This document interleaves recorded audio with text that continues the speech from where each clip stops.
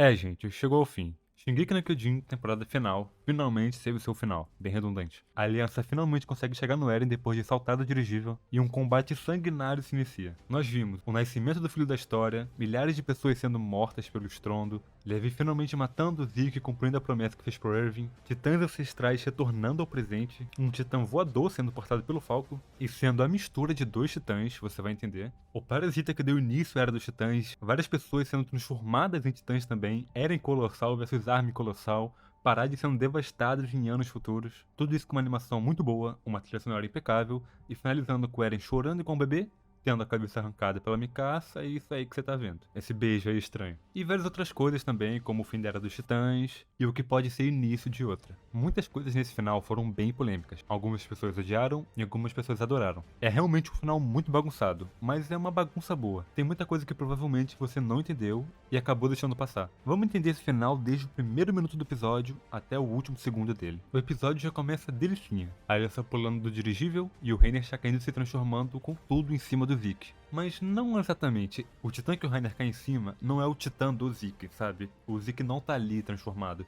É só o titã bestial que a Ymir colocou ali, pra defender o titã do Eren. Tanto que depois de um tempo a gente vê que ele só começa a ser pulverizado depois do Reiner arrancar ele ali da estrutura de onde ele tava. E só pra deixar claro algumas coisas aqui. A gente sabe que o Eren é portador de 3 titãs.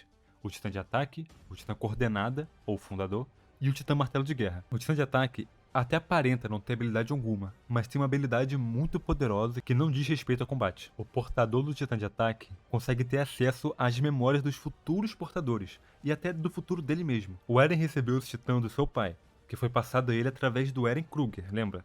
E após isso, o pai do Eren, o Grisha no caso, foi atrás do titã coordenada que estava dentro das muralhas, que no caso estava com a Frida Reis, ou Frida Fritz, tanto faz.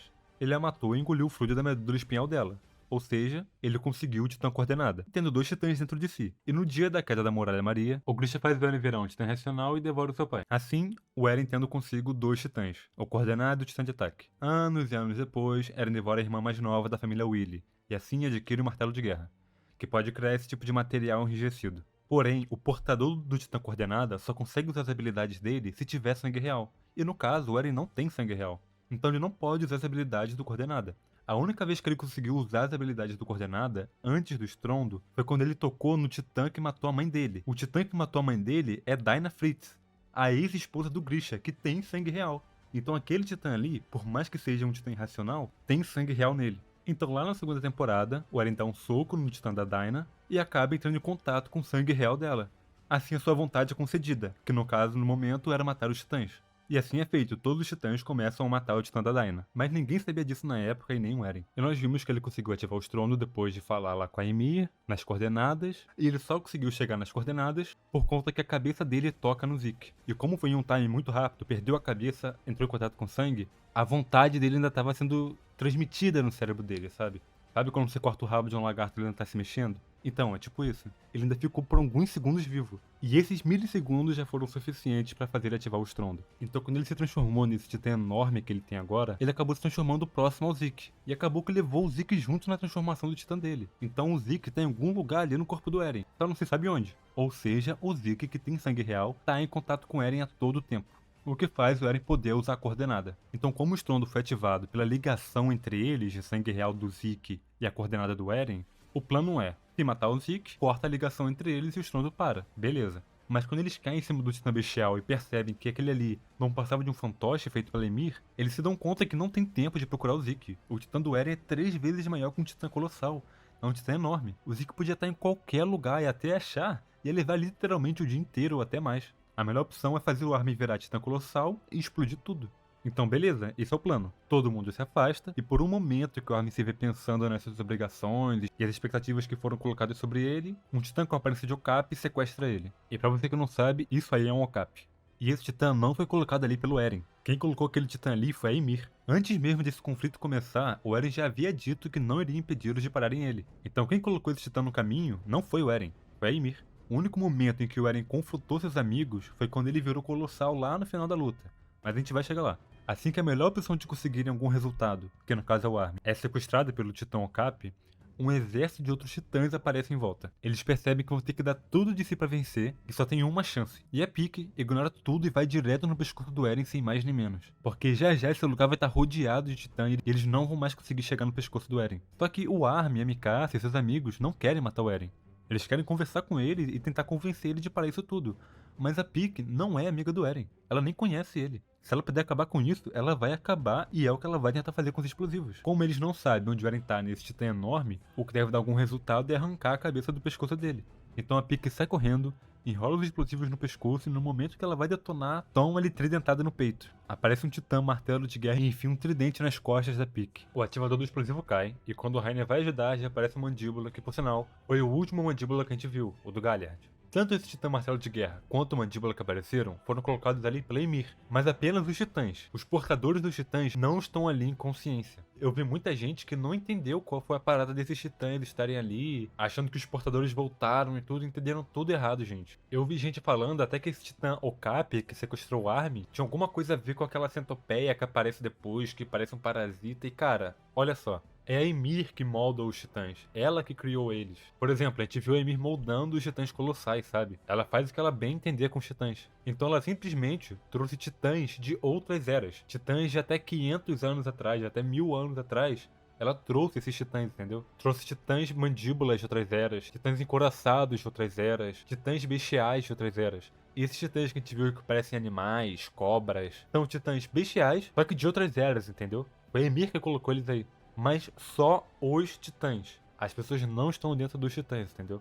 Enquanto isso tudo acontece, a gente vê o Armin perdendo a consciência dentro da boca do titã Okapi. Porque o titã começa a colocar a língua dele dentro da boca do Armin pra asfixiar o Armin, sabe? Então o Armin começa a perder a consciência, começa a lamentar, falando que tá tudo acabado, isso e aquilo. E a gente tem um vislumbre do Bertold chorando. Junto a isso, a Ymir invoca um titã colossal, que é o titã do Bertold, pra atacar o Reiner. E ele ataca com tudo. Ele segura o Reiner, morde a cabeça dele e joga o titã do Reiner pra longe. Mas ele não matou o Reiner, tá? Ele só arrancou a cabeça do titã. Lembre que os portadores dos titãs ficam na nuca, não na cabeça. E depois desse ataque do titã colossal, em seguida a gente vê o Connie pendurado no seu DMT inconsciente, prestes a ser devorado por um titã. Mas a Mikasa chega a 1000 e corta a nuca dele. Quando ela olha pro lado, ela vê o Levi ali no canto escorado nas últimas, ele tá exausto. A gente vê que o Reiner sobreviveu e tá sendo segurado pelo Jean. Eles estão presos na costela do titã do Eren. Embaixo deles só tem titãs colossais esmagando tudo. A situação deles está péssima, cara. E de novo, um outro titã tenta devorar o Connie. Mas dessa vez, o Levi teve que levantar para salvar o Connie. Ele até consegue salvá-lo, mas leva uma mordida muito forte desse titã na perna. Ele cai, perdendo a consciência, desmaiando, e o Connie desperta ali na hora, retomando a consciência e vendo que o Levi tá em perigo. E ele vai salvar o Levi e consegue. A Mikasa olha pros lados, vê que tá lotado de titã, chama todo mundo pra porrada, dá uma de doido e na hora aparece o Falco com seu titã mandíbula voador pássaro, com a Enya nessas costas agarrando todo mundo e puxando todo mundo pra cima do titã do Falco. Mas e esse titã do Falco? Ele herdou o titã mandíbula, mas virou um pássaro. Vamos entender. Como nós sabemos, o Falco virou o titã irracional e comeu Galliard, lembra? O Galliard, que era portador do titã mandíbula. Após o Falco devorar o Galliard, o Falco se tornou o novo portador do titã mandíbula. Ok. Mas tem um detalhe. Ele foi transformado de titã irracional porque ele bebeu o fluido do titã bestial do Zeke, que estava nos vinhos. Ou seja, por mais que ele tenha se transformado em um titã irracional, ele ainda tinha fluido do titã bestial dentro de si. Ele era um titã bestial, só que irracional. E o titã bestial sempre tem as características de uma besta. Parece meio óbvio, mas não é. Já tiveram antigos titãs bestiais com características de vários outros animais. Por exemplo, o titã Okapi, que sequestra o Armin. Ele é um titã bestial, só que de uma era antiga. Tem um titã cobra que aparece aí, que também é um titã bestial. A explicação para como essa besta é escolhida pelo seu portador não é muito bem explicada, mas aparece ter influência sentimental e emocional por ele. Por exemplo, o Zeke, quando era criança, ele tinha um macaco de pelúcia que sempre estava com ele, e ele tinha afeto por esse macaquinho. E por acaso, o titã dele também tem a aparência de um macaco. O Falco tem um nome muito similar a Falcão, e sempre tem ele brisando com falcão e aves e por aí vai, sabe? Então o portador não precisa ter uma ligação enorme com o animal, sabe? Aparentemente só ele tem um apego ali mais com o animal, que esse vai ser o titã dele, sabe? Não é muito explicado, mas é tipo isso. Ou seja, o Falco foi transformado em titã bestial e irracional. Porém, ele não tinha sua besta despertada. Ele não tinha besta nenhuma ali. Era só um titã irracional normal. Só que essa besta dele só despertou quando ele virou um titã original, que ele conseguiu depois de ter comido o Galliard, que tinha um titã original, que era o Mandíbula. Então quando ele adquiriu o titã original do Galliard, o Mandíbula, ele pegou os poderes do titã Mandíbula, mas ele despertou as características de uma besta, que veio do titã bestial. Mas ele não tem poderes de titã bestial nenhum, entendeu? Ele não tem os poderes do titã do Zeke. E também vemos que a aparência dele mudou.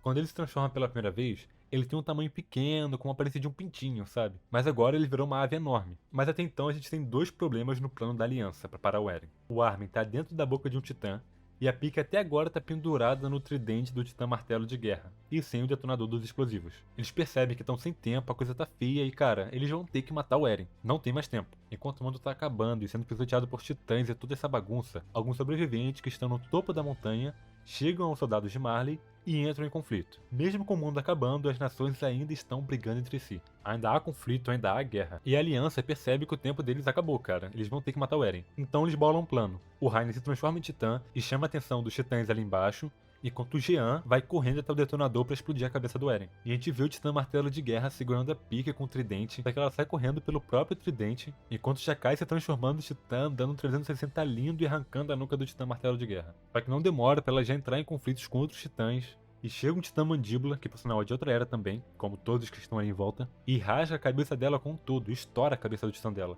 Só que ela sai do seu titã e já se transforma em seguida.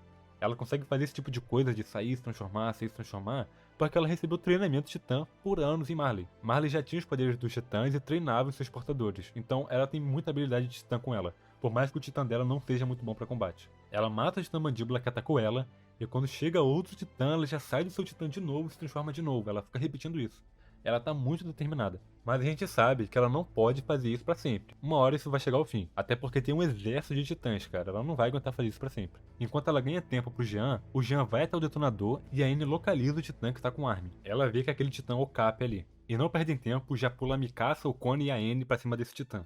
Eles sabem que o Armin tá ali dentro, então é só encurralar esse titã e tirar o Armin dali. O Levi ainda segue preocupado em achar o Zeke pra cumprir a promessa que ele fez pro Erwin. Ele não pode morrer sem matar esse cara. A Gabi tá do lado dele e ela tem um rifle anti-titã, que pode ser muito útil. Mas apesar de tudo, o Levi não tira o Zeke da cabeça. Ele tem que achar o Zeke. Anne e Mikasa chegam até o Okapi, que tá com o Armin, mas ainda assim não conseguem pegar ele, porque tem muitos e muitos titãs em volta e o Okapi é muito pequeno, é muito rápido, e ele começa a fugir em direção à cabeça do Eren. A gente vê o Armin desesperado, vendo seu corpo parado e começa a xingar a si mesmo, pois ele se vê como um inútil responsável que não consegue cumprir as expectativas que estão sobre ele. Ele é o capitão da tropa de exploração, voltou à vida em troca da vida do Capitão Erwin e tem muita expectativa em cima dele. O peso que ele sente é enorme, cara. Enquanto ele se lamenta, ele percebe que não tá morto, nem sonhando e nem tendo uma visão de uma vida após a morte. Ele tá na realidade. Ele tá na coordenada. Enquanto ele começa a pensar, ele encontra o Zeke, que também tá na coordenada. Então o Zeke começa a refletir, começa a falar sobre a origem da vida. Onde um mundo onde as coisas só repetem um ciclo de aparecer e sumir, uma sobreviveu. Enquanto ele fala isso, vai aparecendo imagens pra gente de um bicho, um ser, um parasita. A vida quebrou esse ciclo de aparecer e sumir. Ela conseguiu dar continuidade, avançando e se multiplicar. Esse medo e essa dor fez ela dar à luz a um corpo forte, um corpo maior, um corpo imortal, graças ao parasita. Esse parasita já existia no planeta há milênios de anos atrás. Ela simplesmente cai na água onde tinha esse parasita ancestral ali. E ali se inicia a Era dos Titãs. Ela escapou para um mundo livre da morte. E por mais que a Ymir tenha conseguido um poder incomparável, ela ainda era uma escrava. Ela simplesmente amava seu rei. Um amor esse que era extremamente tóxico. Porque ela o amava, mas ele o tratava como lixo, apenas como um objeto para ajudar ele. Ela queria se livrar disso. Ela queria ser livre e viver a própria vida, mas ela não conseguia. Só que o Eren percebeu que a Ymir era presa por alguma coisa. Ela ainda era escrava de algo. E ele libertou ela. Mas pro Zeke, viver é sentir medo. É sentir dor.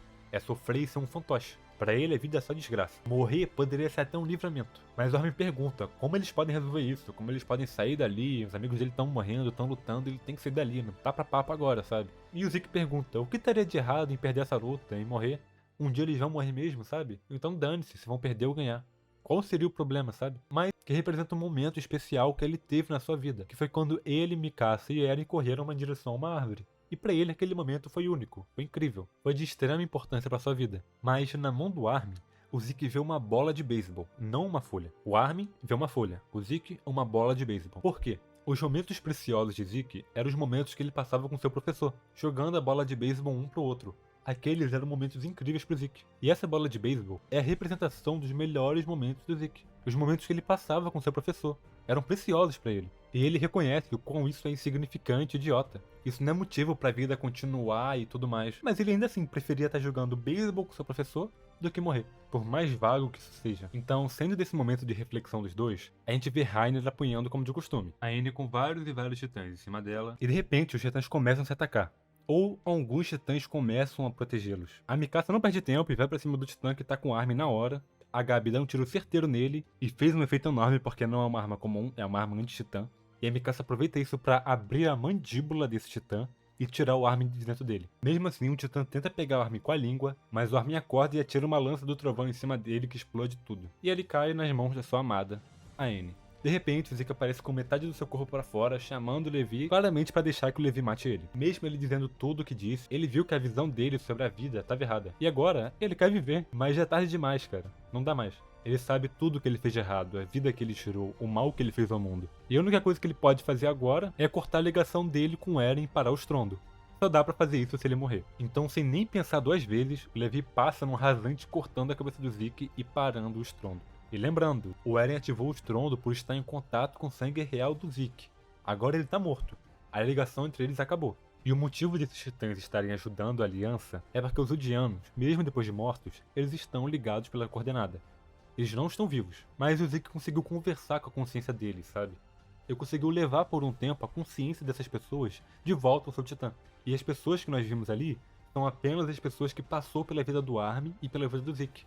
Então tem um motivo pra ajudar eles nesse momento, entendeu? E nós também vimos várias pessoas morrendo, mas tentando salvar um bebê, sabe? Mesmo com o mundo acabando e todo mundo morrendo, as pessoas ainda têm o instinto de proteger o mais fraco. Enquanto isso, a gente vê que o filho da história tá nascendo. Em paralelo a isso, várias pessoas estão morrendo, incluindo um bebê.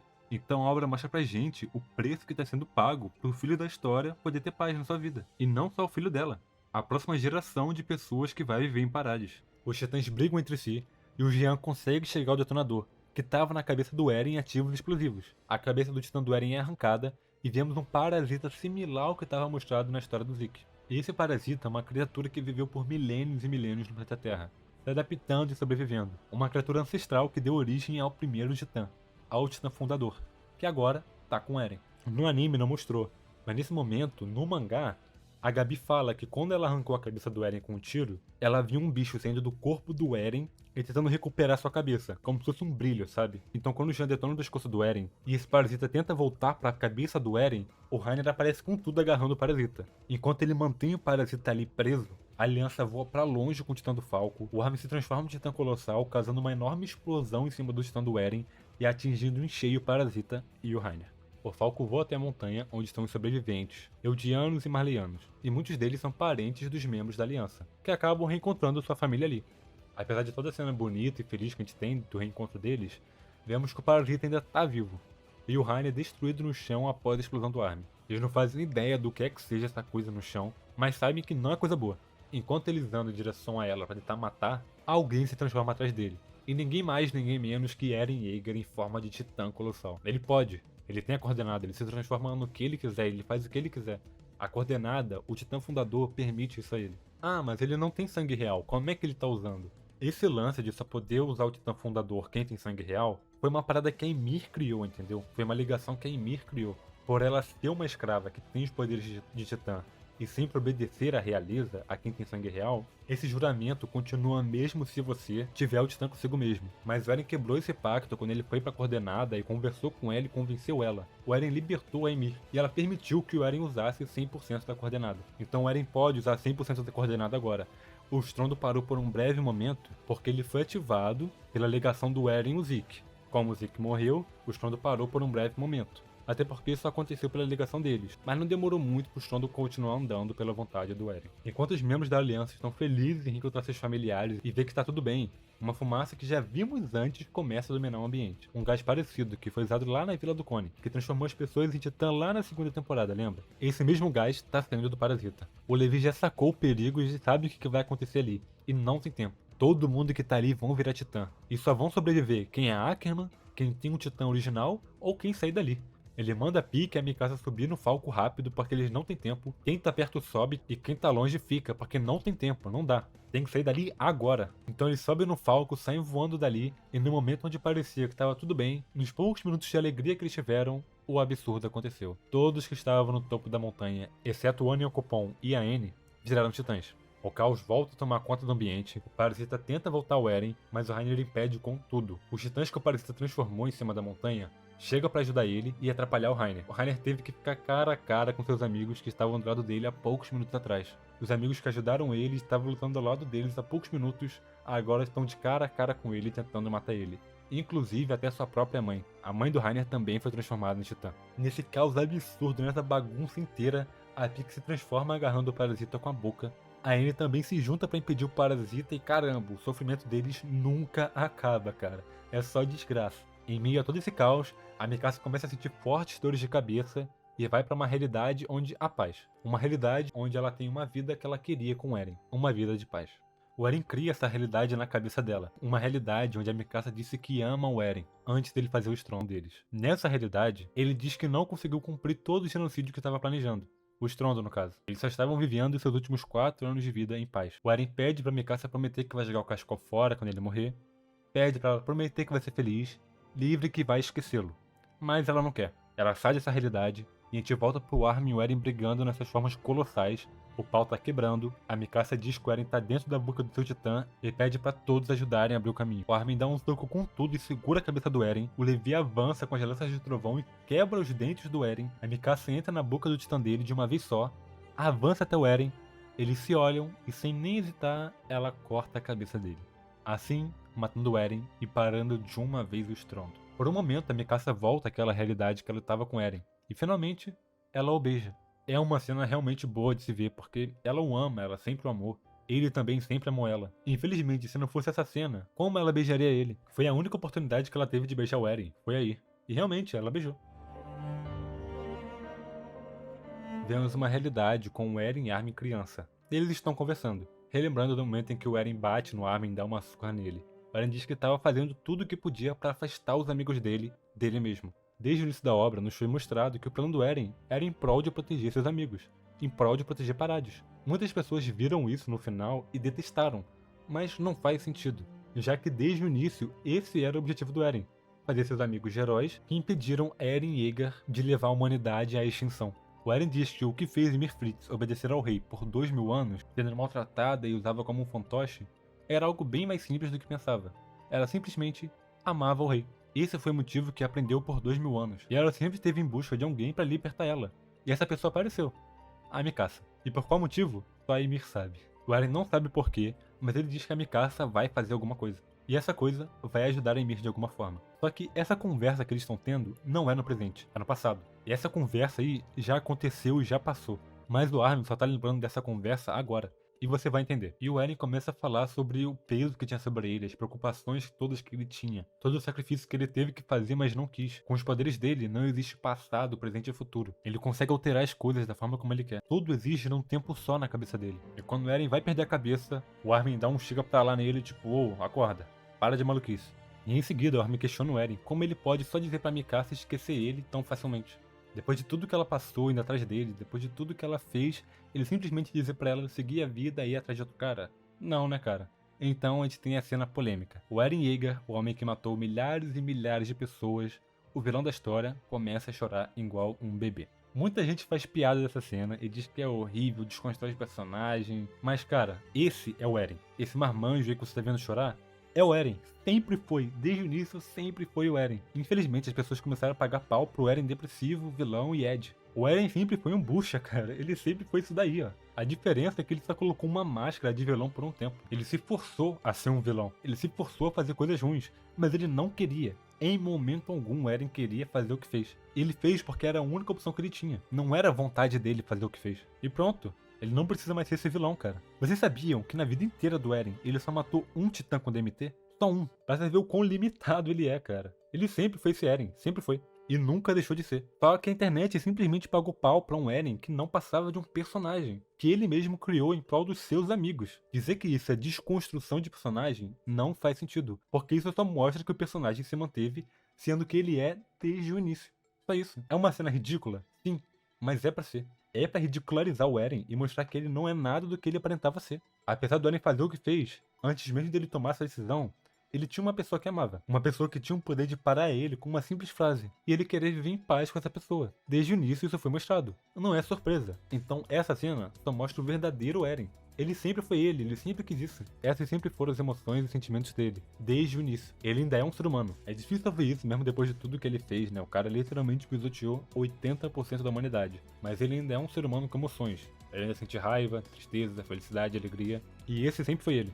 Ele queria que a aliança impedisse ele, pra eles serem os heróis. Mas ele ainda assim é de fato uma pessoa escrava da própria liberdade. E cara, depois de toda essa conversa, eles só se abraçam, tá ligado? Pô, eles são amigos que passaram por tanta coisa junto. E eles veem que não tem mais escolha, sabe? Já tá tudo acabado, eles não têm tempo. Então eles só se abraçam como tipo, adeus, sabe? Queria resolver, mas não dá. E toda essa cena do Eren conversando com o Armin se passou no passado, quando eles ainda nem tinham chego ao Eren. O Eren conversou com o Armin e com todos os seus amigos. Apagou a conversa que eles tiveram da memória deles, de forma com que eles só se lembrariam dessa conversa quando Eren morresse. Dito e feito, Eren Yeager está morto. Nós vemos o Levi tendo um vislumbre de todos seus companheiros que se sacrificaram, com finalmente a sensação de missão cumprida. Agora toda a humanidade são apenas humanos, e a Era dos Titãs chega ao fim. Acabou a Era dos Titãs, não tem mais. Todos os titãs irracionais do mundo, inclusive a mãe do Cone, que tá em Parades, volta ao corpo humano normal. Todos os titãs irracionais do planeta voltam a ser humanos novamente. Quem tinha um titã original dentro de si, como Rainer, Yen e a Pieck, não tem mais. Acabou a Era dos Titãs. E o motivo que fez com que chegasse o fim da Era dos Titãs é porque todos os Eldianos estavam ligados pela Ymir, pelos caminhos que ela criou. Só que agora ela tá livre, ela se libertou. Então não existe mais caminhos. Os caminhos ligavam literalmente todos os Eldianos que já existiram. Todos eles estavam ligados, até os poderes de Titã. Então se não existe mais caminhos, não existe mais titãs. Todas as pessoas são iguais, são só pessoas comuns. Mas ainda assim, ainda está havendo conflito entre os últimos Marleyanos e Eldianos. Porém, o Armin mostra que realmente a Era dos Titãs chegou ao fim. Não tem mais pra que brigar. Não existe mais filho do demônio, como os Marleyanos achavam. E 3 anos depois do estrondo, o mundo ainda tem marca dos pés dos titãs colossais. As pessoas ainda lidam com a ferida de ter perdido seus entes queridos. E os que restaram da facção Yeager aumentaram seus números. Lembre-se que o povo de Parades era a favor do estrondo, era a favor do que o Eren estava fazendo. E a aliança era contra isso. Então todo o povo de Parades acaba que vê a aliança que para o Eren como inimigos. O povo de Parades ainda tem ódio pelo resto do mundo. Então, Parades se prepara para isso. E a gente vê Mikasa, o Armin, a Anne, todo mundo tentando voltar para Parades para tentar ter um pouco de paz e resolver essa questão, né? Mais um tempo se passa e vemos a Mikasa debaixo de uma árvore, no horizonte cheio de casas e aparentemente a paz reina nesse lugar. Ela tá do lado do túmulo do Eren e começa a chorar. E gente, onde o primeiro episódio começa? Com o Eren e a Mikasa debaixo da árvore e o Eren tendo visões de tudo e acordando. E nesse final, nós temos a Mikasa e o Eren também debaixo de uma árvore. Porém, o Eren tá morto e enterrado. O universo de Shingeki no Kyojin tá ligado entre passado, presente e futuro. Tá tudo ligado. Shingeki no Kyojin é um ciclo, e o ciclo vai continuar. Um pássaro vai até Mikasa e levanta o cascal dela. E finalizamos a história com a frase da Mikasa dizendo: Eren, oba. Mas nós temos as cenas nos créditos e cenas pós-créditos. Vamos lá. Nos créditos, a gente vê o tempo passando em Parades. Muito tempo após o estrondo e o Eren morrer. Vemos pessoas que parecem ser Mikasa e Jean, mas não dá pra saber se são ou não. Não tem como saber. Indo até o túmulo do Eren. Mais um tempo se passa e vemos um carro. 2 pessoas que visitaram o túmulo do Eren anteriormente, mas agora com familiares em volta e a civilização de Parades enorme. Depois nós temos uma imagem completa de uma pessoa em volta de flores e aparentemente morta, com um cachecol, que no caso é a Mikasa. E novamente nós vemos Parades. Mais tempo se passa e a civilização daquelas casinhas que estavam ali expandiu imensamente, cara, ficou enorme. Mas muito tempo se passa. A gente começa a ver indústrias sendo construídas, prédios sendo construídas, e o tempo vai se passando demais, cara. Do estrondo até aí, eu diria que já se passaram uns 600 anos, cara. Mais construções modernas, e a árvore agora tá enorme. No mínimo, mais de 1000 anos se passaram. E como eu disse, a Era dos Titãs chegou ao fim, mas os conflitos continuam. E é isso que nós vemos em Parades. Daí já devem ter se passado quase 2000 anos, cara, de verdade. A gente vê Parades sendo invadida e destruída por os mísseis, aparentemente em guerra. Em seguida a gente tem esse painel, de uma lápide meio que enterrada. E uma coisa que eu acho estranho nesse painel é que a lápide do Eren tá ali, mas parece que foi desenterrada, sabe? Não sei, mas é o que parece. A cabeça do Eren tava ali, e só um montinho ali foi desenterrado, sabe? Mas parece muito que só foram ali, tiraram a cabeça dele e pegaram, sabe? Não sei. Não sei. Em seguida, vemos cenas de mísseis explodindo Parades completamente. Parades foi dizimada. A guerra ainda existe no mundo, mas no mundo sem titãs. O Eren realmente conseguiu fazer Parades ter paz por centenas e centenas de anos. A gente vê toda uma vegetação que consumiu Parades e provavelmente se passaram uns 100, 200 anos depois de todo esse bombardeio. Olha o tanto que a vegetação consumiu toda a cidade, cara. Se passaram muitos e muitos anos. Uma vegetação não se constrói assim, numa cidade, em tão pouco tempo, sabe? Provavelmente pode ter se passado até mais de muito a árvore que a Ymir Fritz conseguiu seus poderes de titã lá em milhares de anos atrás. É muito igual, cara. Muito igual mesmo. E ele caminha para dentro da árvore, indicando que o ciclo continua. Das duas, umas. Ou ele vai entrar e não vai acontecer nada, ou ele vai entrar e vai pegar os poderes do titã do Eren e o ciclo vai continuar. Então, fim. Sobre esse rapazinho no final, não sabemos quem é. Se algum tempo antes desse episódio final sair, nós tivemos a notícia de que teríamos páginas extras nesse final. E essas páginas extras não estão nesse episódio, tá bom? Não estão. O Isayama acrescentou algumas cenas de contexto aí pra gente entender melhor como ficou. Por exemplo, no final do mangá, deu a entender que Parades teve pouquíssimo tempo de paz e foi destruída. Quem leu o mangá entendeu assim, porque não tinha muitas cenas. Mas agora no anime a gente viu que Parades teve no mínimo 2000 anos de paz. E perfeito, cara, perfeito. Mas o autor ainda vai lançar um volume de 18 páginas explicando mais alguma coisa. Shingeki ainda não acabou, cara. Ainda tem mais um pouquinho. A gente não sabe se tem muito a ver com a história, se é um spin-off, se é um OVA, não sabemos. Eu vou fazer mais vídeos de Shingeki, cara, muito mais. Vou falar sobre esse volume novo que tá pra sair, o que vai ter nele, o que eu achei no final. Eu vou esclarecer algumas coisas no final que muita gente não entendeu. Eu tô pra fazer muito vídeo de Shingeki e esse aqui é só um deles, cara. No momento em que você tá assistindo esse vídeo, eu já tô fazendo outros de Shingeki. Então, cara, se inscreve e fica ligado no meu canal que eu vou postar muita coisa de Shingeki. Eu acompanho Shingeki há anos, eu sei muita coisa, cara. Então é isso. Eu sou o Zenoff, eu espero que você tenha gostado. Esse vídeo vai ficando por aqui e aguarde mais vídeos de Shingeki. Tchau.